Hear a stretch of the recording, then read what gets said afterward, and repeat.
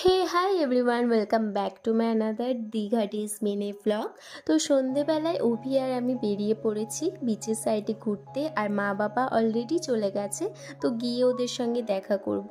আর যেতে যেতে এই দোকানটা আমরা দেখতে পেলাম, স্নেহা পার্ল বলে, আর লেখা ছিল রিয়েল পার্লসের অর্নামেন্টস পাওয়া যায়। তো তার জন্যে আরও ঢুকলাম, আর গিয়ে আমি ওদেরকে ব্রেসলেট দেখাতে বলি। তো ওরা এই কটা ব্রেসলেট আমাকে দেখিয়েছিল, আর তার মধ্যে আমার একটা পছন্দও হয়েছিল, আর আমি নিয়েও ছিলাম, সেটা আগে দেখাচ্ছি। তো তারপরে গেছিলাম মাছের দোকানে। সমুদ্রে গেছি আর মাছ ভাজা খাবো না তা তো হতেই পারে না, তাও আবার আমার বরের সঙ্গে। সে যে কী মাছপ্রেমী মানুষ কি বলবো। তো মাছও আমরা ভাজা নিয়ে নিয়েছি, আর তারপরে বিচের সাইডে গিয়ে আমি ওকে বললাম যে সমুদ্রের সামনে এটা পরিয়ে দাও, ফিলিংসগুলো বেশ ভালো লাগে। আর আমি নিয়েছিলাম এই ব্রেসলেটটা, কেমন লাগছে জানিও।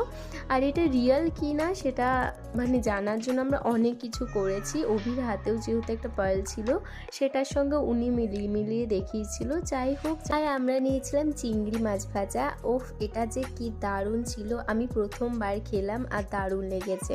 পুরী দীঘায় আগেও আমি গেছি মা বাবার সঙ্গে, কিন্তু আমার বাবা এগুলো একদম পছন্দ করে না, তাই খাওয়া হয়নি, কিন্তু এবারে বেশ ভালোই লাগলো। আর তারপরে কোয়ালিটি ওয়ালসে গিয়ে এই আইসক্রিমটা খেলাম, আর কেউ খায়নি, শুধু আমি একাই খেয়েছি। তারপরে টুকিটাকি আর কি কেনাকাটি, মা নিয়েছিল এটা দুইবারই মায়ের জন্যই।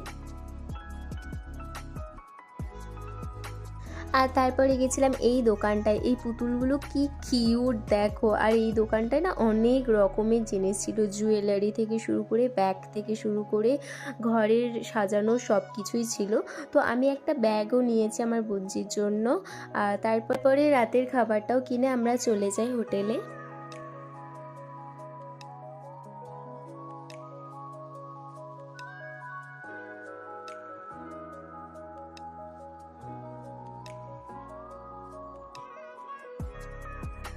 এই যে আমার বর আর আমি।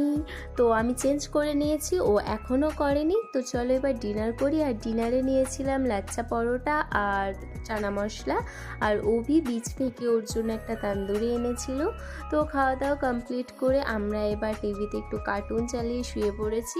তো ভিডিওটা আজকে এইটুকুই, কেমন লাগলো জানিও। দেখা হচ্ছে পরের ভিডিওতে, টাটা।